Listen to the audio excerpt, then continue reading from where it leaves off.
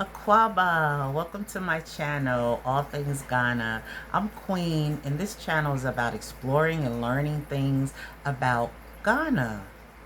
But before I get started, I want to ask you to please subscribe, like, comment, all the things. You know what to do. You know what to do. We don't have to talk about this every time, but I'm going to talk about it every time because I want you to subscribe. And if you did subscribe, I thank you so much because that's going to help my channel grow and help me be able to bring you guys better content. So thank you for that. So now let's jump into it. Today's topic is how Ghana changed me. So, before I went to Ghana, I had certain ideals and everything of how it would be, how it would look, how the people would look, and everything. But when I got over there, you know, I was surprised things were quite different from how I thought that they would be. And for one thing, the people looked just like me. I thought they were gonna have a certain look. Like we always say over here that Africans have a look you could tell if they're African or not. No. They look like me. Everybody looked like me. So I felt a oneness with these people that I'd never even met before. But you feel it. You feel it in the air as soon as you get over there. No, it's not the heat. It's just a oneness that you feel with the people. The atmosphere, you feel like you're home. You feel it in your spirit, like something pulling you, like this is it. This is where I'm at. And that's all I kept saying was, I'm in Africa. I cannot believe I'm in Africa. Like, wow. Because for most of us it's like a once in a lifetime thing, or if you ever do get to go, it's just it's just like amazing because not everybody does, but you can. Everybody can go. Just like you plan a trip to New York or a trip to Florida, you could plan a trip to Africa.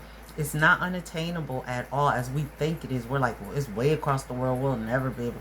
No, you can and you should. I think every African American in particular, but everybody should take a trip to the continent because you need to know where you originated from. You need to see it. You need to see these things, see these castles where your people were kept, and held and captured before they were shipped off to wherever they were shipped off to, different places. But I think it's important. We know our history. Like, it's very important. And there's a lot of rich history and culture there in Ghana. So I think everyone should experience it and just stop thinking that you can never go or it's unattainable. I've always had this closeness with Africa. Like everywhere that I ever lived, I always decorated in African, you know, African things. I collect African statues, elephants, and just my decor was always African. You know, I never really knew why. I just always knew. I just had some kind of tie to Africa. For years and years, way before I ever knew I was going to Ghana, I just always had this tie to Africa. My artwork, you know, on my walls is African. Just everything. It's always been that way, you know. But now I know why, because when I went over there, I just felt like this is where I needed to come here. I needed to be here, you know. I needed to witness the things I witnessed. And the main thing I witnessed was that African people are hustlers, and particularly the women. Not taking anything from the men, but the women are hustlers.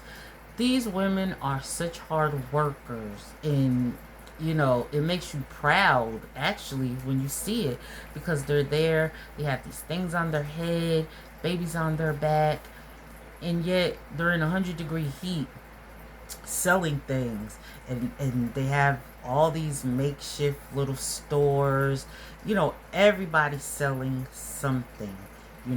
Everybody's selling something, and They have such talent. They have such talent over there. The art, I mean, just there's really talented people. The clothes that they make, everything is just so beautiful and beautifully made, and it's just so much talent over there. And we take it for granted, but that's their living.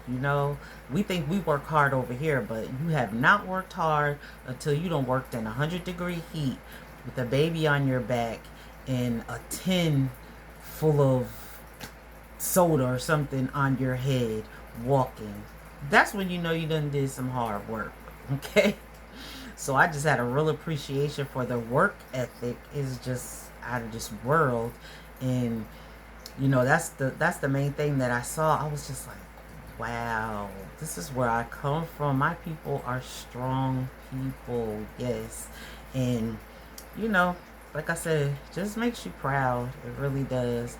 But I also um it changed me in a way because we were stopped at a stoplight, and this little girl, little baby about 4 years old, came up to the car, asking for money, and I just couldn't believe it. Like, she was so tiny, and I'm just like, it did something to my heart. I was just like, oh my gosh, look at this baby. And I just couldn't stop staring. I'm just like, and everybody else, they're just ignoring her and just like, this is just the norm.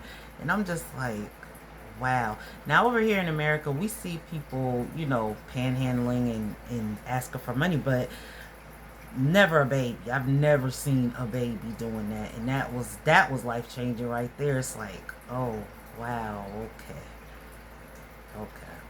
So, you know, in general, we just take a lot for granted over here in America, and just seeing, the culture and the food and just everything just really changed me. It changed me in a way that now I feel like I know where I come from. Where I really come from. I know where my ancestors came from. I feel it. Before, you know that you're African American, but you don't really know until you go over there and you see it. You see the place where you came from. And it's a difference walking on soil that your ancestors walked on. It's just a different feeling. It's undescribable, actually.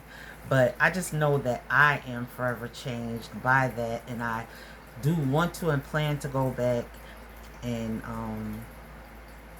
yeah, and see some more, because there's still a lot of things I didn't get a chance to see, and I want to see, and a lot more of the culture I want to experience. I want to experience more, you know, with the people. Because, when I went, I realized, after the fact, of course, I realized that, you're in Africa, but you're living American. Because I'm living in an Airbnb, a really nice Airbnb that's similar to something we would have here in America. And I'm trying to find food that's American food, stuff that, chicken, stuff that I know what it is. When I look at it, I know what it is. And, because my stomach is nothing to be played with. But I realized after the fact, I needed to submerge myself more in the culture. I should have been staying someplace more, towards the villages, and something to be more around the actual people, and instead of somewhere where tourists were at. You know what I mean? And I should have been trying and be more open to the food. That would be a hard thing for me, because like I said, my stomach ain't nothing to play with. But I realized that I should have been more open to the food. And if And when, not if, but when I go back, I'm going to do that. I'm going to open my mind, you know. See, that's what Imodium is for. Like I was telling you on that other video, that's what Imodium is for. So I'm going to open my mind, my palate, you know, and just enjoy and try to indulge in the local cuisine and the local living, you know, instead of trying to bring America to Africa. You know what I mean? I'm there because it's Africa and I'm away from America. So why do I need to have all this American stuff around me? You know, it kind of defeats the purpose when you really think about it. But yeah, I'm definitely planning to do that. But like I said, it just overall, it was a wonderful experience. It's a lot of things that should be changed and need to be changed, but I mean, it's not really my place to say. But just as a visitor, a lot of things I saw that, you know, I feel like should be changed, but that's for another video. But overall, it was an awesome experience. Like I said, I'm gonna go back, and it was very enjoyable, and the best part about it was just being amongst my people, you know, and just feeling like, you know, I belong here. I belong here. You know, some places in the United States you go and you don't feel like you belong there and you don't feel wanted. But in Africa, it's just like, I belong here, you know. This is where I'm supposed to be, you know, and you don't feel out of place. You don't feel unwanted. At least I didn't. And so yeah, I really enjoyed it, and I'm just forever changed by that experience. And I wish that more people would go and try to go. And I know right now Ghana's kind of hot. It's a lot of people going to Ghana, but it's mainly for like Dirty December. But you know, outside of Dirty December, you know, there's still a lot of culture and things going on. So I encourage people to go, and not just for Dirty December, just to party, but go to, you know, explore and see what it's all about. And yeah, feel the real Ghana. Because I don't think Dirty December is the real Ghana, but you know, go sometimes outside of that and see, you know, see what it's like.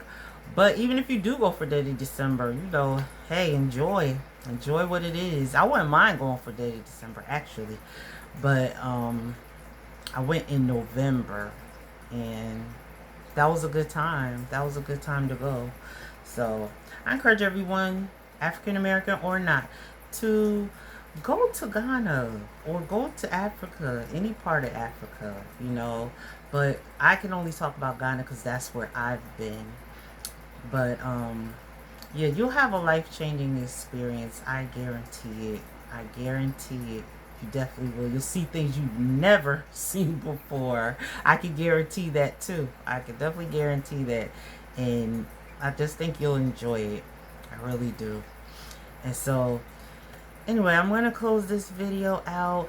That was just a little kind of story time on how Ghana changed me. It changed me in other ways too, but that's the main ways that it changed me. So thank you for watching, and please don't forget to subscribe, comment, like, all the things, and I will see you in my next video. Bye.